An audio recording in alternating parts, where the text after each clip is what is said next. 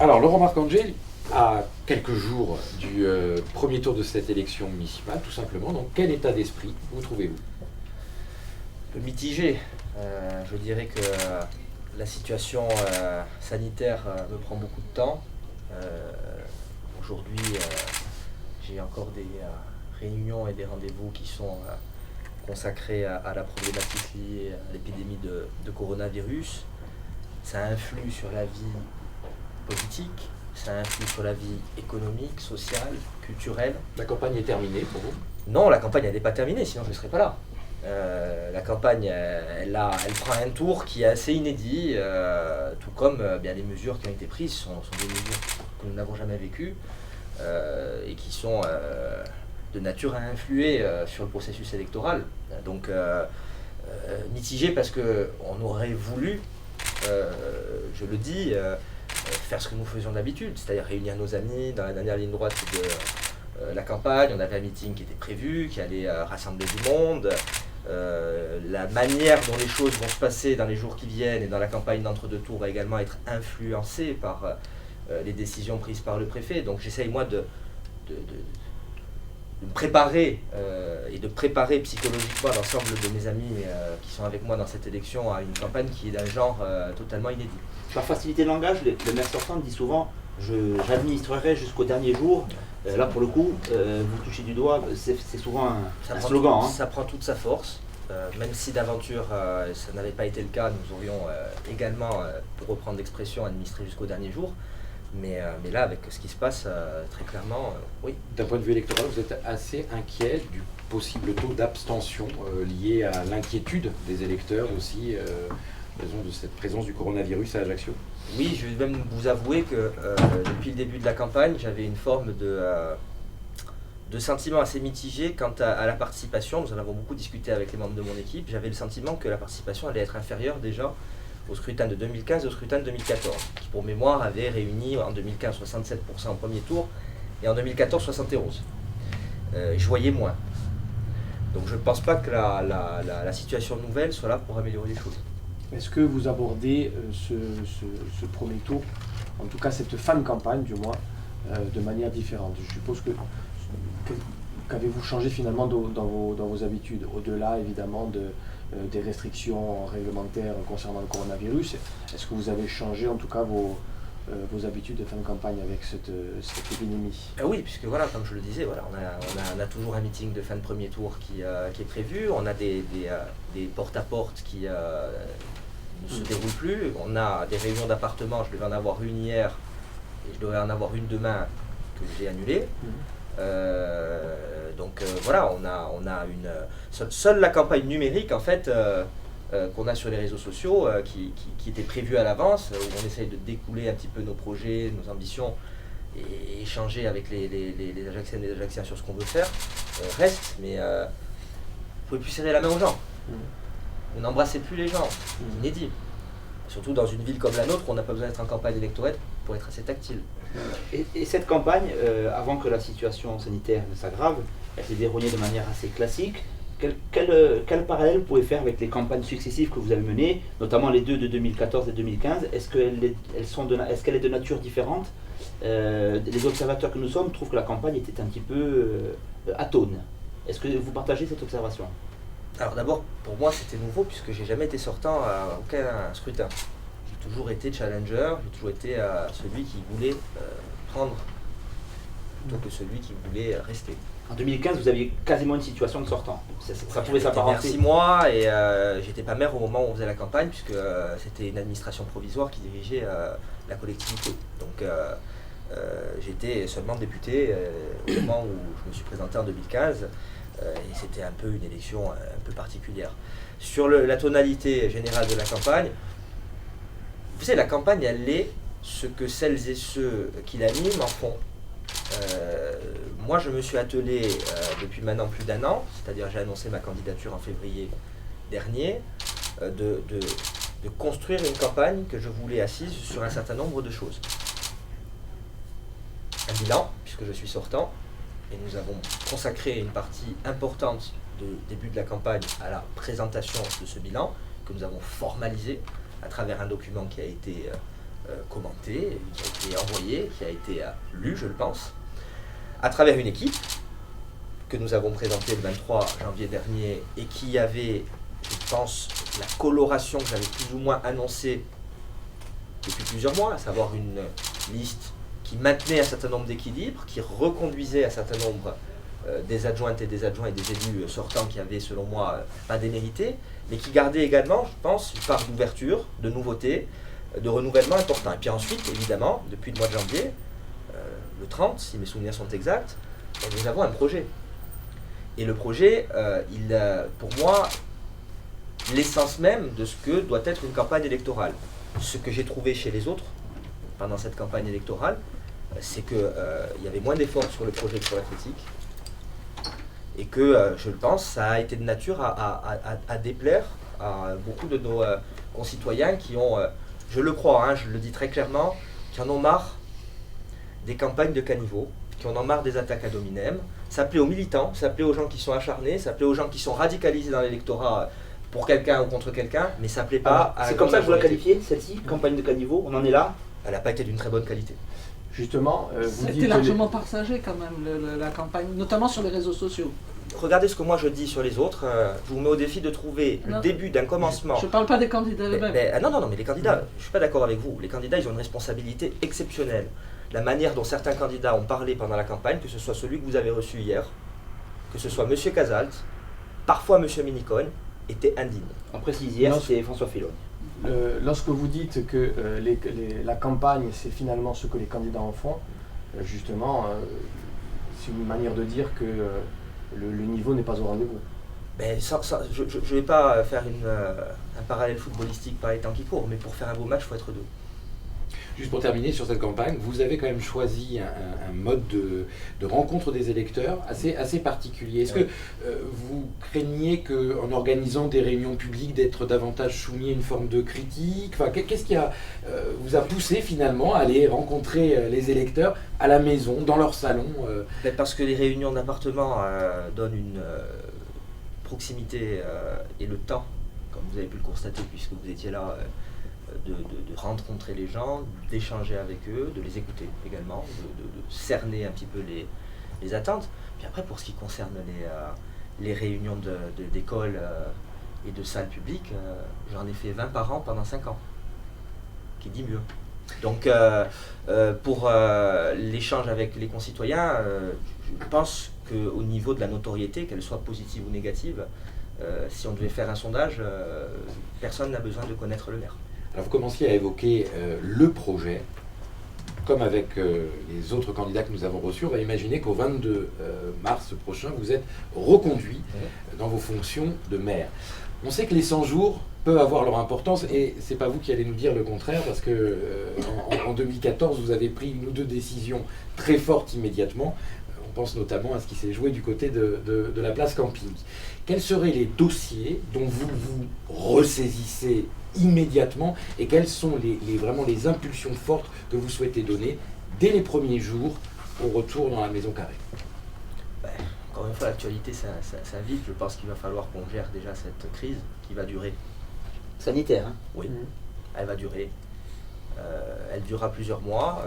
Les experts ne savent pas encore si l'arrivée des beaux jours va coïncider avec la baisse de l'épidémie. Donc on va devoir s'adapter, je le pense, peut-être à des mesures beaucoup plus drastiques. Qui sait dans quelle situation nous nous trouvons. Regardez ce que nos voisins, cousins, amis italiens vivent en ce moment. Je ne vais pas dire que ça va se passer ici, mais on ne sait pas. À ce sujet, vous êtes sans doute inquiet, bien sûr, et d'abord de la santé de vos concitoyens. Vous êtes aussi inquiet de l'économie de cette ville. J'imagine que ça, c'est aussi une problématique désormais que vous avez en tête. Ce sont des réactions en chaîne. Vous avez un problème de vie économique qui va certainement être, je dirais, bien expliqué à un moment donné. Il y aura des résultats et on va les faire savoir.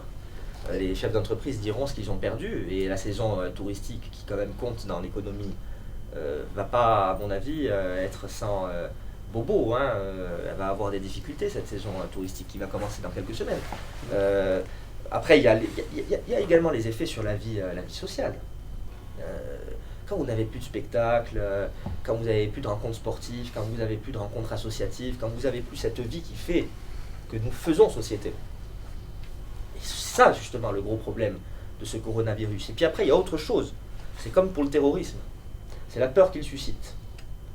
Et la peur, il n'y a rien de pire. Il n'y a rien de pire que de vivre dans une forme de psychose, dans une forme de pression qui aujourd'hui est très clairement installée sur le territoire, à Ajaccio, mais ailleurs. Le décompte quotidien est là. Donc je pense que déjà dans les 100 jours, si je puis me permettre l'expression, on va être quand même particulièrement embourbé dans la gestion de cette crise. Mais avec quelle marge de manœuvre au niveau de vos compétences? La situation est assez inédite, Dieu merci. En l'état, que peut faire le maire pour participer, pour collaborer à assurer la continuité du service public tout en ayant des droits de retrait, faire fonctionner les différentes strates qu'il a à sa disposition en tant que maire, en tant que président de l'ACAPA. Je puis vous assurer qu'hier 2 réunions se sont déroulées avec les personnels de la ville et de l'ACAPA pour justement organiser le fonctionnement des services. Nous recevons du public à longueur de temps. Ce n'est pas une mince affaire, il faut être aux côtés de nos agents. Et puis imaginez que dans les semaines qui viennent, on ait plusieurs malades dans les services, avec tout ce que cela implique. Je pense que le maire, quel qu'il soit, aura fort à faire par rapport à cette crise dans les 100 premiers jours. Comment assurer cette continuité des services avec une multiplication des droits de retrait? D'abord en essayant d'appliquer les règles. Un droit de retrait, ça correspond à un droit et ça correspond à une procédure. Donc il faut qu'on discute de tous ces droits, mais également de devoirs, qui sont ceux de la fonction publique territoriale, communale et intercommunale. Et ensuite, après, il faut qu'on assure cette continuité de service public, parce qu'à un moment, les écoles vont rouvrir. À un moment, il va y avoir la nécessité de se remettre au travail dans nos groupes scolaires. C'est quand même la première chose, la plus importante. Et puis ensuite, il faut voir aussi si les autres services, qui sont nombreux et qui interviennent dans la vie quotidienne des Ajacciennes et des Ajacciens, sont en capacité de pouvoir fonctionner.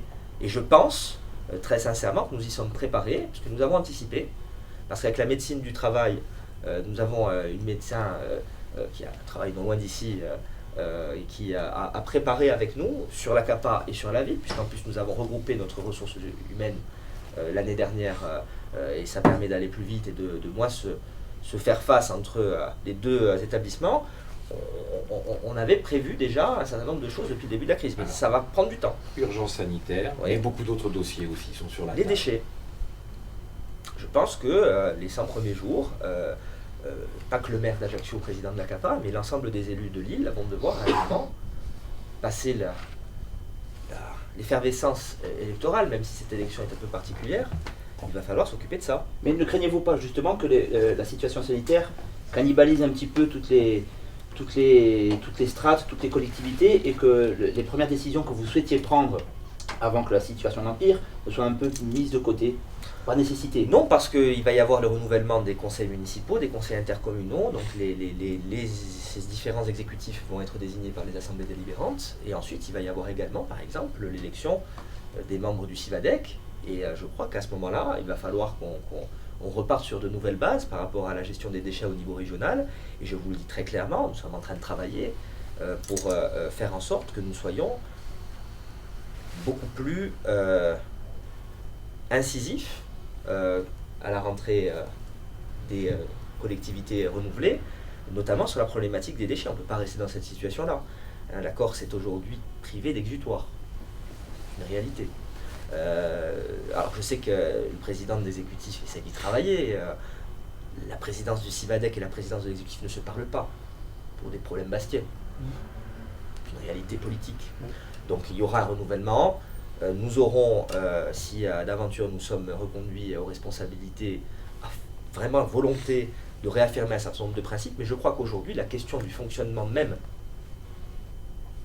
des instances, et notamment du CIVADEC, se pose, et de la pertinence même de l'existence du CIVADEC, et de l'appartenance du CIVADEC de notre institution. Aujourd'hui, on parle d'exportation concernant les déchets.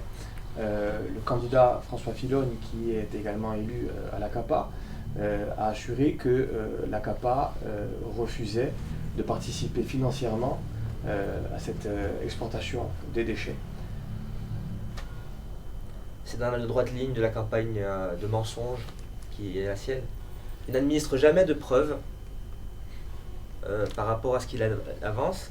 Il a participé pendant quelques heures à une réunion à Corté. Il est parti avant tout le monde. Moi, j'étais représenté par mon directeur général des services, par ma DGA, Madame Orlande, qui est quand même sérieuse, beaucoup plus sérieuse d'ailleurs que François Filonne, et par mon directeur de cabinet. Nous sommes restés jusqu'au bout. M. Filonne a fait son numéro de claquette habituel, avec ses approximations habituelles, avec sa verve habituelle, et il est parti. Il est parti. Voilà, c'est sa manière de faire les choses, mais j'ai l'impression que cette manière de faire ne fait pas véritablement recette depuis le début de la campagne. Vous soulignez que le président de l'exécutif et le président du CEVALIS ne se parlent pas, ce qui est un frein à l'évolution du sujet des déchets. On sait que durant vos mandatures respectives, vos relations avec le président de l'exécutif n'ont pas toujours été au beau fixe, c'est le moins qu'on puisse dire. Est-ce qu'aujourd'hui elles constituent encore un frein dans la résolution de ce problème? Non, mais il n'y a pas que le maire d'Ajaccio non plus dans l'histoire. C'est quand même la plus grosse intercommunalité de Corse. J'ai l'impression que les relations du président de l'exécutif avec les élus locaux ne sont pas au beau fixe tout court, parce qu'il n'y a pas que le maire d'Ajaccio. Est-ce un frein Non, pas forcément. La réunion qui s'est produite à Corté a fait quand même, nous avons su parler ensemble.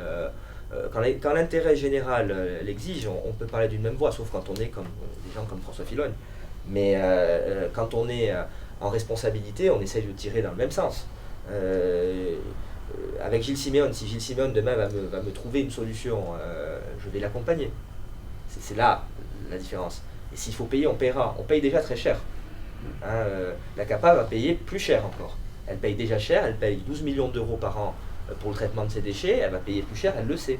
Donc s'il faut prendre la solution du transport des déchets à l'extérieur, nous participerons, comme nous l'avons toujours fait, comme la CAPA l'a fait dans le passé. Mais encore une fois, voilà, là on est en fin de campagne électorale, on agite des chiffons rouges pour faire croire à la population des choses qui sont totalement fausses et mensongères. Alors il y a l'urgence effectivement sur les déchets, puis il y a les projets à moyen long terme. Oui. Vous, j'imagine que l'objectif est de poursuivre sur ce projet qui est sur la table d'ailleurs depuis maintenant plus de 2 ans, 3 ans, Oui. de cette unité de tri, de valorisation sur le territoire communal ou intercommunal, Sur intercommunal Ajaccio. plus exactement. Sur Ajaccio, il faut bien préciser que nous sommes les seuls aujourd'hui à avoir un projet sur notre commune, en Corse, public, parce qu'il y a un projet privé qui suscite bien des difficultés du côté de Vidjané. Vous êtes de l'avis que la compétence doit rester dans le giron public? Je pense que c'est préférable, de manière à ne pas susciter un certain nombre de choses et de questionnements. Mais encore une fois, si demain nous sommes collectivement défaillants, et je parle du nous public, il ne faudra pas en vouloir au privé d'essayer de se saisir de la compétence. Aujourd'hui, la vérité, c'est que les puissances publiques respectives ne font pas face à leurs obligations, ne rendent pas le service à la population, et que donc, naturellement, ça crée des espaces pour des activités privées. Donc, c'est un problème dont il va falloir véritablement se saisir à bras-le-corps. Nous arrivons sur une fin de mandat, et donc les élus communaux, intercommunaux, n'ont pas véritablement légitimité pour prendre des décisions superbement importantes, même s'il y a des crises et donc des urgences. Mais attention, je le dis en guise d'avertissement qui n'est pas un avertissement combinatoire. Faudra pas qu'on retombe directement dans la campagne de 2021 et qu'on soit encore dans des situations où, puisqu'on vote pour les conseillers territoriaux dans un an, on prenne encore aucune décision et qu'on reste dans une espèce de flou artistique qui ne l'est pas. Et donc pour revenir à cette usine de surtri, donc vous restez sur ce programme-là, sur ce projet, vous pouvez nous en dire... C'est un projet qui est global, qui est partagé avec plusieurs collectivités, plusieurs EPCI, nos voisins, que nous avons présenté à Corté il y a plusieurs mois, à savoir du compost, du biocompost, parce qu'il faut également organiser cela. Je vous rappelle tout de même, fin utile, que 2 projets ont été avortés pendant la mandature de plateforme de compost. Une à Père, parce que le maire de Carbouche s'y est opposé parce qu'il fallait passer par la commune de Carbouche. Et une à Coutoli, parce que le maire de Coutoli s'y est opposé. Sinon, on aurait 2, voire une plateforme de compostage sur la CAPA. Parce qu'après, c'est bien beau de venir donner des leçons à terme, Je ne rappellerai pas naturellement les colorations politiques de ces deux maires, puisque tout le monde les connaît. Troisièmement, il va falloir également que nous travaillions donc sur cette usine de tri et de valorisation. Il va falloir qu'on monte sur le tri à la source. Nous avons progressé, mais pas suffisamment à mon sens, même si aujourd'hui on atteint un taux de 35% sur l'ACAPA, ce qui correspond à plus 45% par rapport au début de la mandature. Il faut aller plus loin par rapport au tri individuel de chacun de nos concitoyens. Et ensuite, il va falloir qu'on réfléchisse à la manière dont tout ça s'organise. Est-ce que ça reste au sein du CIVADEC? Est-ce que nous créons une entité nouvelle? Je pense que le débat va devoir à un moment s'ouvrir. Très bien. Alors, peut-être qu'on peut parler un petit peu aussi d'aménagement Oui. de la ville, parce que là, on a une opération de rénovation urbaine qui porte ses fruits aux Cannes, aux Salines. On sait les inquiétudes énormes qui existent dans un autre quartier, qui est celui du centre-ville, tout simplement. Des commerçants, bien évidemment, mais aussi peut-être de riverains, qui au bout d'un moment pourraient se sentir un peu déclassés vis-à-vis de la périphérie ajaxienne. Vous avez engagé durant cette mandature un programme cœur de ville. Ouais. Certains vous diront, on a du mal à voir les effets, si ce n'est peut-être la réalisation de la place camping, mais où est la revitalisation du centre-ville tant attendue et que pouvez-vous faire à moyen et à court terme? Bon, là, on va rentrer dans ce qui va être effectivement d'abord le début de ce mandat en matière d'aménagement et je le dis, l'objectif prioritaire du mandat municipal 2020-2026, à savoir un travail conséquent sur l'hypercentre-ville ajaxien, sur ses aménagements, sur sa requalification, tant dans le domaine public que dans le domaine privé, et sur une projection qui correspond au projet Ajaccio 2030 que je porte depuis maintenant plusieurs années. Que va-t-il se passer? Le cours Napoléon sera rénové à partir du deuxième semestre. C'est un acte important. 2020. Oui. Nous avons décidé de ne pas le faire avant. Je pense qu'on peut dire beaucoup de choses sur la mandature. On ne peut pas dire que les travaux publics ont été absents. À un moment, il faut phaser les choses. Alors, on le voit dans d'autres communes, notamment dans la capitale nationale française. On reproche à Madame Hidalgo de ne pas avoir phasé intelligemment les travaux. Et ses opposants disent que ça a été le souk pendant 6 ans parce que vous n'avez pas eu de phasage. C'est ce que ses opposants disent. Moi, j'ai voulu, pendant cette mandature, m'occuper d'abord de la programmation exceptionnelle constituée l'ANRU, tout en n'oubliant pas les autres. On a fait quand même des travaux à Bévéry, on a fait des travaux sur la place camping. Le département a organisé, alors qu'il était composé en grande partie d'élus ajaxiens, membres de la majorité, des travaux importants sur Sampiero, sur la route des Sanguinaires, sur le Salario, sur Saint-Antoine. Donc nous avons essayé de phaser ça. J'ai repoussé 2 travaux important, celui de la traverse de Mezzaville, qui est également prévu dès l'année 2020, parce que c'est une nécessité absolue que d'offrir un autre cadre de vie aux habitants de cette partie, et le cours Napoléon, où nous avons donné une forme de prémisse avec Saint-Roch. Nous allons continuer également sur la phase de concertation concernant la piétonisation de la vieille ville, qu'on appelle la ville génoise, la ville originelle. La phase de concertation, c'est concertation de la population? Oui, dès le début. Au-delà Oui. de la phase de piétonisation de la vieille ville, Ajaccio est une ville qui est quasiment dédiée au tout voiture. Oui. Est-ce qu'il y a un projet qui pourrait être alternatif à ça? Le plan de déplacement urbain, je ne vais pas le résumer en quelques mots, a été voté en 2019 par la CAPA à l'unanimité, y compris donc de M. Filogne, par exemple, qui à l'époque n'avait pas beaucoup de choses à dire sur la négativité de ces projets. Et sur, d'ailleurs, je remarque, parce que comme c'est lui que j'ai lu aujourd'hui, je le trouve très dur avec lui-même, puisque ce bilan c'est aussi le sien. Donc il est peut-être parfois un peu oublieux sur un certain nombre de choses, lui et d'autres. Mais nous avons un projet global qui ne concerne pas que la CAPA, qui concerne également les voiries territoriales, qui concerne également d'autres modes de transport que le tout voiture individuelle, même si coronavirus oblige, aujourd'hui on va plutôt peut-être nous inciter à prendre des véhicules individuels pour nous déplacer si ça continue comme ça. C'est vraiment l'ironie de la chose. Sur ce plan de déplacement urbain, il y a quand même en tout, en cumulé, avec les investissements de la collectivité de Corse, des centaines de millions d'euros d'investissements qui sont prévus. Parce que vous avez la pénétrante, parce que vous avez la prolongation de la rocade, parce que vous avez un certain nombre de travaux d'équipements routiers lourds qui sont prévus, mais également des projets qui comportent la marque de la communauté d'agglomération du Pays Ajaxien, mais pas que. Lorsque nous proposons un tram-train, qui existe déjà de manière plus ou moins évidente à Bastia, et on investit encore plus fortement à Bastia. Il faut bien comprendre que lorsque je fais cette analyse, j'aimerais ne pas avoir à la faire, moi. Qu'il y a une forme de délaissement, parce que c'est prouvé financièrement. Je vois bien que ça dérange. Je vois bien que d'ailleurs on est dans une forme de négation de la réalité chez certains candidats bastiais. Tout va à Ajaccio. Et c'est une rigolade. Ajaccio n'a pratiquement rien eu au cours des 20 dernières années.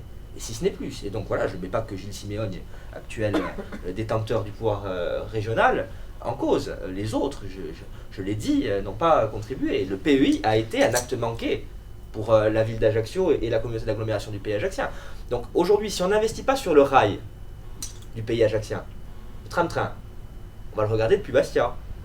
Comme les échangeurs, comme les tunnels, comme les élargissements de voies qu'on peut voir en entrée de ville à Bastia. Donc moi je demande très simplement à ce que nous soyons dans une logique de rééquilibrage équitable, juste, pour le premier bassin de vie de Corse. Et pour pouvoir faire face aux tout-voitures, il va falloir avoir, je le pense, un certain nombre d'équipements. Après il y a le maritime. Pas obligé de faire que des navettes maritimes entre Portici et Ajaccio. Il peut y avoir une navette maritime intra-ajaxienne. C'est une probabilité, une possibilité que nous mettons dans le plan de déplacement urbain. Elle est partagée par beaucoup de vos opposants. Ah oui, je vois. Pour certains d'entre eux, ils ont beaucoup lu ce que nous avons produit pendant la mandature, puisqu'il y a des copier-coller particulièrement édifiants. Concernant la piétonisation du centre-ville, j'y reviens. Il y a deux secteurs qui paraissent absolument évidents, la rue de Roi de Rome et le carreau d'Udrit, ou la rue Bonaparte. Ce sont deux petites rues. Cela paraît étrange à nombre d'habitants que finalement la piétonisation n'ait pas pu être réalisée plus tôt. Est-ce que vous pouvez expliquer pourquoi ? Nous avons manqué de temps, hein. La mandature s'est vite écoulée, et puis je crois qu'il faut de la pédagogie, parce que si vous parlez à l'ensemble des riverains, les avis sont partagés. Il y a un problème d'occupation commerciale également qu'il va falloir traiter, d'usage, de comportement. Nous ne sommes pas enfermés dans une bulle. Nous savons qu'il y a également aujourd'hui des conflits d'usage entre riverains et commerçants dans certains espaces. Pas tous, moi je ne vais pas mettre... Il y a des commerçants qui font le travail et qui font les choses correctement, qui démontrent un petit faux, qui n'exagèrent pas, etc. Après, il y a quelques commerçants dans cet espace, plus dans la rue Roi de Rome que dans la rue Bonaparte, il faut des choses comme elles le sont, qui posent un certain nombre de difficultés et de conflits avec les riverains. Et donc cette phase de concertation, elle doit également servir à déterminer la manière dont nous allons faire les choses, parce qu'il y a plusieurs scénarios que nous allons proposer. Il y a des scénarios qui peuvent aller très loin, il y a des scénarios qui peuvent être plus réduits. Est-ce que tout le carré est piétonisé? Est-ce que ce sont seulement quelques artères? Ce sont des scénarios, des épures qu'il va falloir déterminer. Est-ce que le trop de concertation finalement ne tue pas les projets qui apparaissent majeurs et qui devraient finalement représenter être représentatifs de la vision justement que vous auriez de la ville? Moi je pense qu'il n'y en a jamais assez. Moi je suis pour une participation active des citoyens à la prise de décision. Nous sommes délégués par eux pendant 6 ans pour prendre un certain nombre de décisions. Mais je crois que la politique communale, la vie publique locale suscite des questions, suscite de la passion. Les gens se sentent concernés et ils ont envie d'être associés. Et il n'y a rien de pire que de ne pas bien expliquer les choses. Nous avons vu dans le passé, en prenant des décisions, que quand on n'explique pas, quand on ne prend pas le temps d'être dans de la concertation, c'est mal compris et ce n'est pas accepté. Donc, du moins, il y a des débats, il y a des confrontations qu'on aurait pu se priver d'avoir. Et aujourd'hui, moi je le dis, à l'instar de ce qu'on a fait sur la citadelle, oui, par contre, là encore, sur la citadelle, je vois qu'il y a certains candidats qui disent qu'il n'y a pas eu de concertation. Je me demande sur quelle planète était-il, dans quelle galaxie se trouvait-il au moment où la concertation a eu lieu. au passage.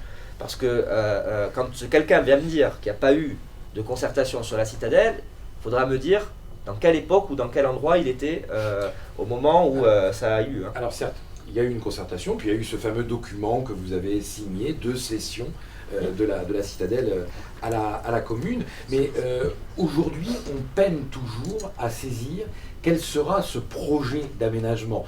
Certains Ajacciens même sont assez sceptiques en disant c'est peut-être plutôt nos enfants qui vont connaître cette citadelle aménagée. Concrètement, est-ce que le prochain mandat va être celui d'un aménagement de la citadelle Bien sûr qu'on va avancer. De façon très concrète. Moi, j'ai jamais menti aux Ajacciennes et aux Ajacciens. Je leur ai dit que d'abord, le fait de prendre des clés, c'était pas facile. Je pense qu'on a démontré que ça ne l'était pas, puisqu'il a fallu attendre de 1492 à 2019 pour que ça soit le cas. Donc, je pense que chacun s'accordera à dire que quelques maires s'y sont cassés la figure ou n'ont pas essayé de le faire parce que peut-être avaient-ils peur. Ça, c'est la première chose. La deuxième chose, j'ai jamais dit, et je demande aux gens que vous êtes bien informés, aux Ajacciennes, aux Ajacciens qui seraient tentés de vouloir savoir, d'aller regarder les PV du conseil municipal, j'ai toujours dit que le plus dur commençait une fois qu'on avait les clés. C'est une évidence. Sauf à vouloir rater complètement l'aménagement de cet espace, le bâcler, et faire en sorte que justement on porte la responsabilité lourde d'avoir fait quelque chose d'insatisfaisant, voire même pire. Eh bien, on irait à toute vitesse et on ferait les choses pour les faire. Moi, j'ai jamais fait mystère de la nécessité de prendre du temps, d'abord de faire en sorte qu'elle ne soit pas fermée, et vous verrez, il y aura des choses qui se passeront dès cet été, au sein de la citadelle, ouvert au public. Mais ensuite, les aménagements, la restitution totale de l'espace, l'aménagement et l'animation de l'espace, on ne peut pas le faire en claquant des doigts. Vous avez des bâtiments qui sont classés, qui n'ont pas été occupés depuis des décennies.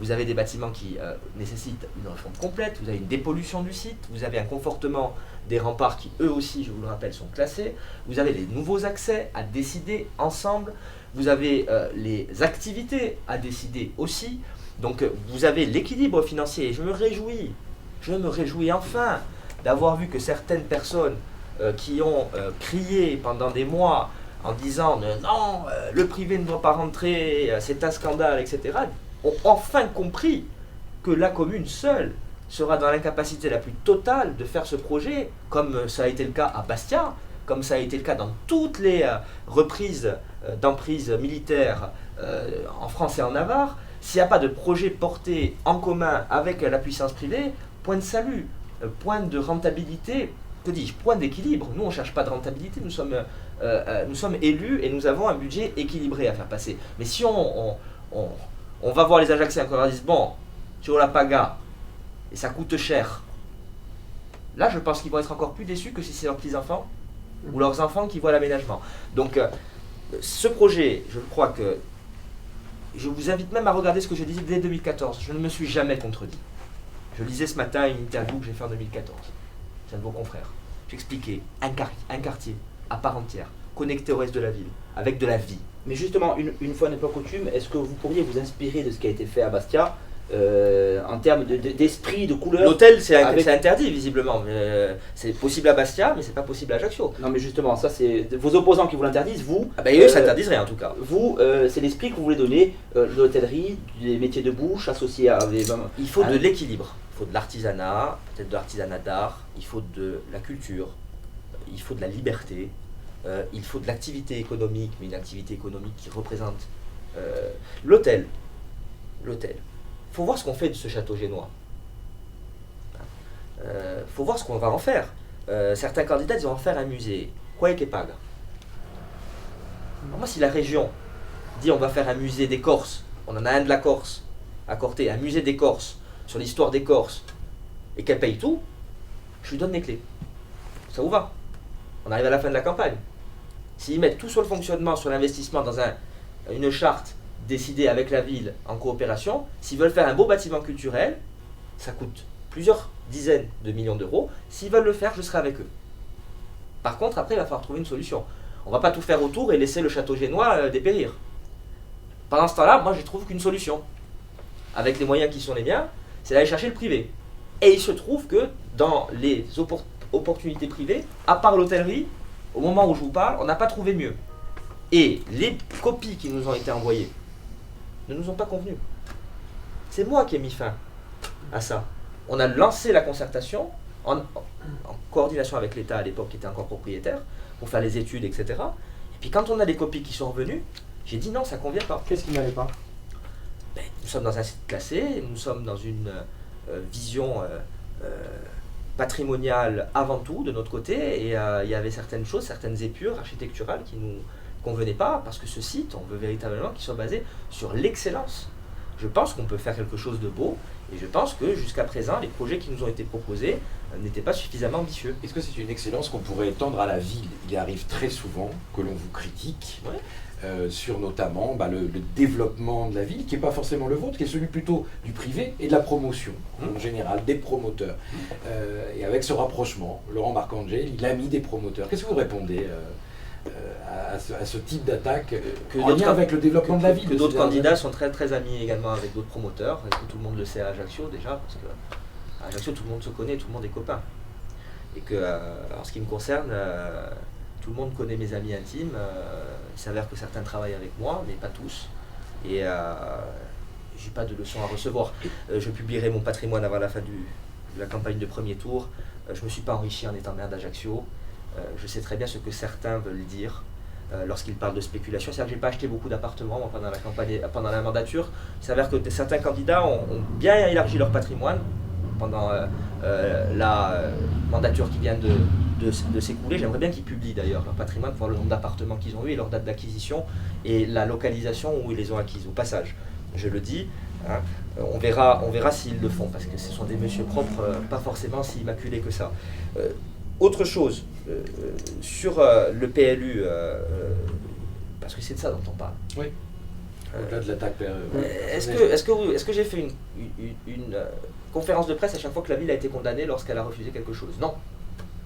Pourtant, ça s'est encore produit il n'y a pas longtemps. Il y a un document. Pourquoi ne pas avoir communiqué? Vous aviez la possibilité de communiquer, et vous aviez aussi la possibilité sur des projets dont on sait très bien que vous étiez en contradiction avec ces projets. Ouais. Et il y a des projets qui... Il y a des projets que j'ai fait annuler parce qu'il s'avère que certains promoteurs, eux, négocient intelligemment avec le maire. Et savent retirer des projets auxquels ils ont droit. Voilà.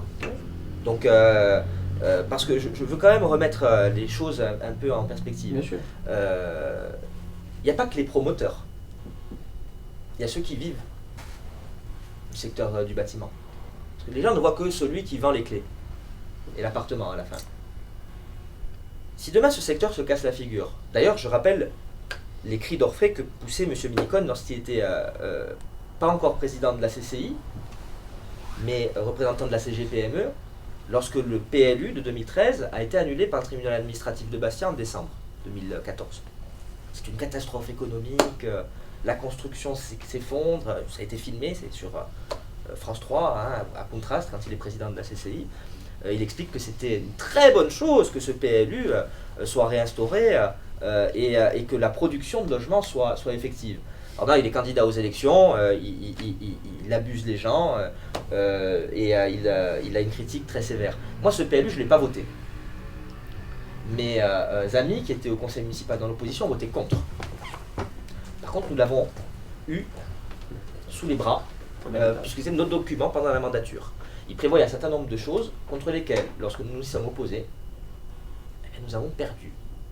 Voilà. C'est une réalité. Ensuite, avons-nous négocié avec certains autres promoteurs? Oui. Avons-nous obtenu des retraits? Oui. L'avons-nous pu avec tout le monde? Non. La ville, lorsqu'elle est condamnée, c'est pas Laurent Marcangel qui est condamné, c'est nous tous. Et je vous rappelle quand même que certaines condamnations peuvent donner lieu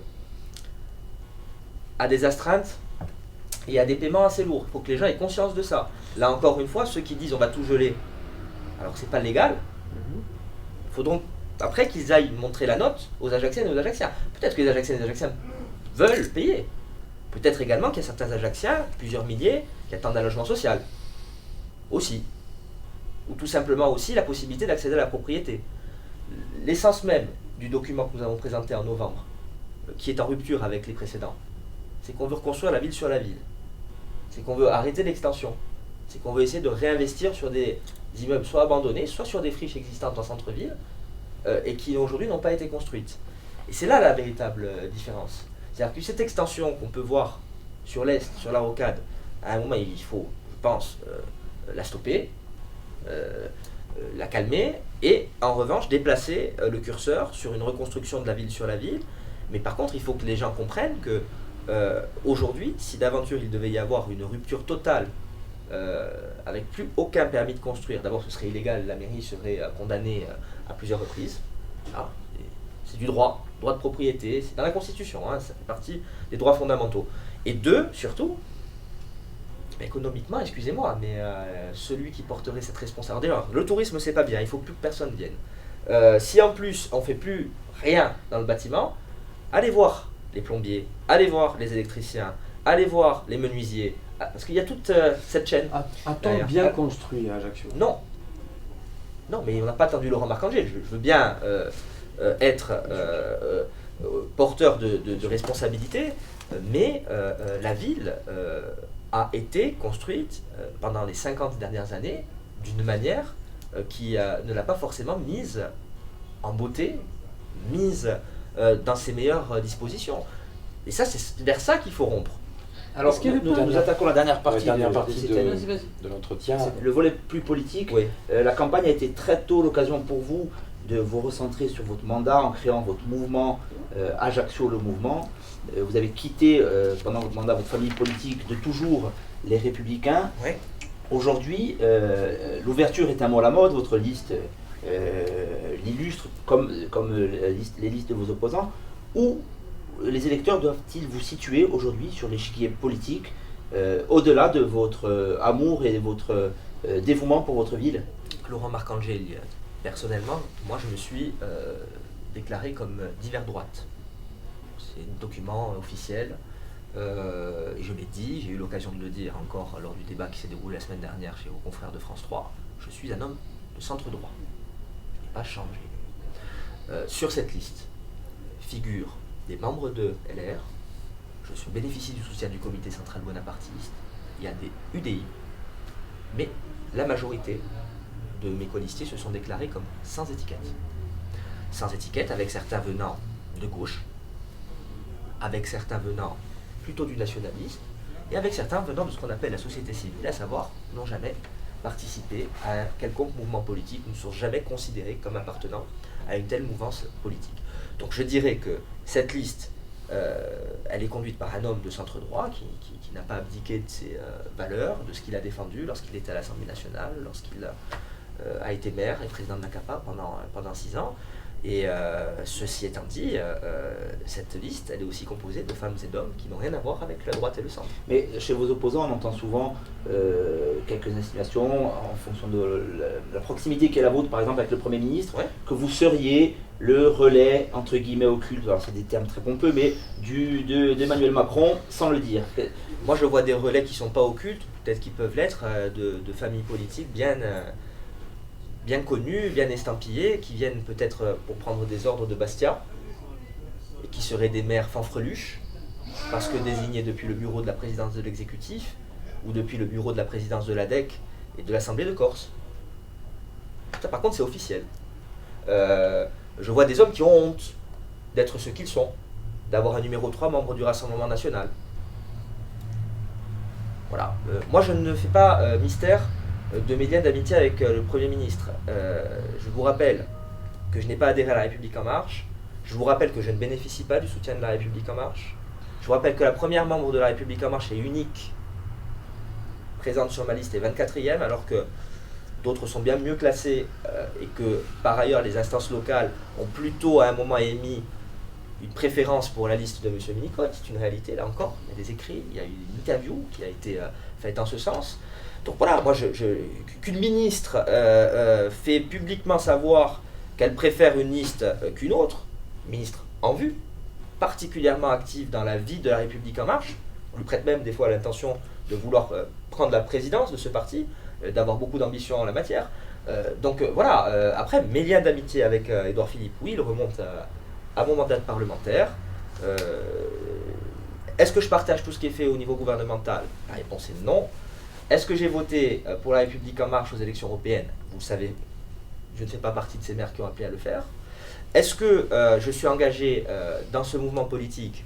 Non, pas plus d'ailleurs qu'Édouard Philippe, au passage, qui n'est pas membre de La République En Marche au moment où nous parlons, parce qu'il n'a pas d'adhésion à ce mouvement politique. Donc voilà, après j'ai vu cette petite tendance politicarde qui a voulu me faire passer pour cela. Après c'est vrai, excusez-moi, il m'arrive également d'avoir des amis qui ont fait le choix politique de rejoindre cette famille. Mais vous savez que j'ai encore des amis qui sont membres de LR. Je suis récemment monté à Paris. J'étais avec le député, dernier de ma liste, qui est membre du groupe LR. J'ai rencontré des gens que j'ai eu plaisir de côtoyer lorsque j'étais député et qui étaient membres de LR et qui le sont encore aujourd'hui.